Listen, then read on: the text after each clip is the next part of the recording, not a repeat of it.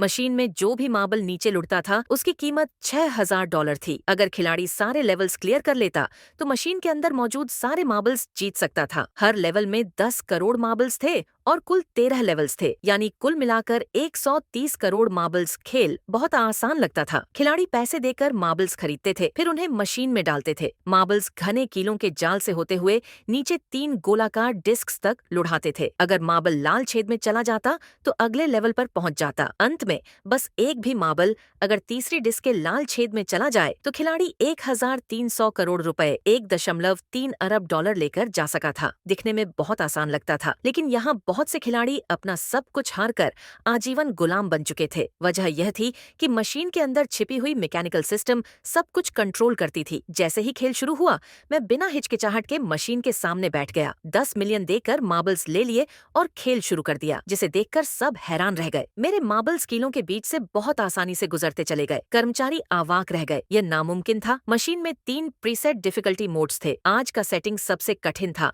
जिसमें पास होना लगभग असंभव था। मैनेजर ने तुरंत खेल रोका और मुझ पर आरोप लगाया कि मैंने पहले आकर छोटे साइज के मार्बल्स बदल दिए थे। जब मैं सफाई देने की कोशिश करने लगा तो अचानक मेरी एक्स गर्लफ्रेंड वहां प्रकट हुई। उसके हाथ में एक रिकॉर्डर था जिसमें हमारी खेल से पहले की गुप्त बातचीत रिकॉर्ड थी। पता चला कि कैसिनो ने उसे रिश्वत दे दी थी। मैनेजर ने मशीन खोली और मार्बल्स निकालकर मुझे चीटिंग का दोषी ठहराने की कोशिश की और मुझे आजीवन गुलाम बनाने की सजा सुना दी। लेकिन हैरानी की बात यह थी कि सारे मार्बल्स आधिकारिक स्टैंडर्ड के पूरी तरह से अनुसार थे। मैनेजर और मेरी एक्स गर्लफ्रेंड दोनों दंग रह गए। हमारी तथाकथित प्लानिंग पूरी तरह झूठी थी। मार्बल्स इतनी आसानी से इसलिए गुजर रहे थे क्योंकि मैंने मशीन के अंदर के डिफ्लेक्शन रॉड्स को चुपके से थोड़े बड़े साइज के रॉड्स से बदल दिया था। मैनेजर गुस्से से पागल हो गया, लेकिन उसके पास कुछ कर पाने का कोई रास्ता नहीं था। लेकिन 1,300 अरब जीतना अभी भी आसान नहीं था। अगला लेवल था झुकी हुई घूमती हुई डिस्क का, और सिर्फ डिस्क ही नहीं, पूरी मशीन सहित उसके आसपास का फ्लोर भी जानबूझकर तिरछा बनाया गया था।